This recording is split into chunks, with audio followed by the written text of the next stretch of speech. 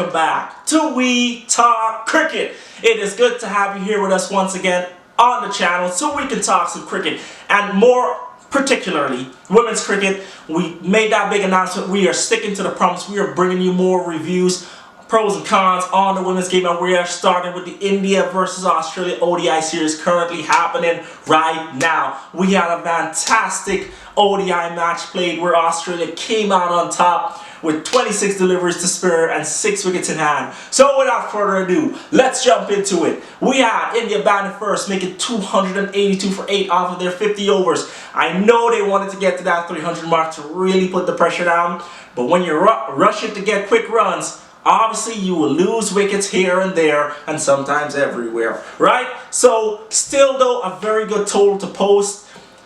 You just needed the bowling to back it up. But before we get into that, let's talk some stats real quick. We had Jemimah Rodriguez making 82, just leading the way for India. She put the Aussie bowlers to the sword. She did receive good support. And hold on a second while I get this name right. Pooja Vastrakar, who made 62 not out as she just piled on, just trying to lead India to a good total, just pushing them towards that. And also, she received support from Yashtika Bhatia, who made 49.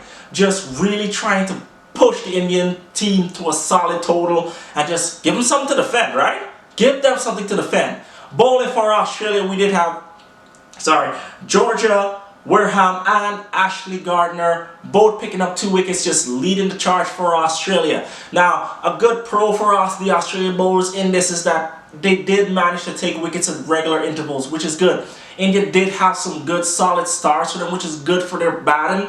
Good solid starts, but you got to keep pushing forward. You can't just have solid starts. You got to carry on. They did build some good partnerships, but I definitely felt like if they'd have gone to 300, 310, Australia would have been a little bit more spot of bottom. Now, Australia in response came out making 285 for 4. Almost seemed like it in trouble. And they're like, you guys set a total? Whew, no you didn't. Because here we are to claim victory. I know, you're like, but they only won by with 26 balls left. Look, cricket is still an unpredictable game. You never know what could happen, what could change. 1 wicket, 1 over. And the thing that the Indian bowlers struggle with is picking up wickets at regular intervals. The Australian batters were just allowed to build and build and build, and they built good partnerships, and that is what contributed to them winning this game. So good pros for Australia coming out of this game. Batting for Australia, we did have Phoebe Litchfield making 78.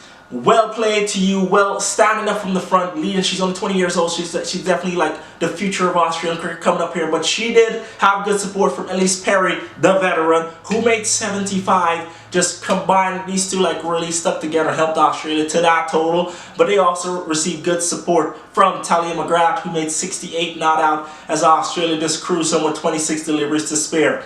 Honestly, from a viewers and fans perspective, India, you gotta think strategy. The same thing happened with the West Indies.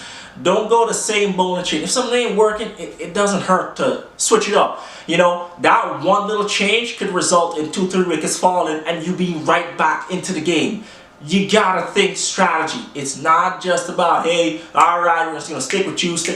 No. You gotta think, hey, I wanna get somebody out. How can we get them out? That is how the game turns and shifts. Do the unpredictable thing, okay? Because if that catches them off guard, you can be right in it. Australia, well done, and such a great all-around performance, honestly. So going forward now, obviously with Game 2 coming up, I think it's tomorrow morning early. Let us know in the comments below what do you think is going to happen. Can India bounce back to level the series, or will Australia walk away with it? Because hey, you know we're going to talk about it. Where else, everyone, but right here on We Talk Cricket. And I'll catch you next time so we can talk some more. Later.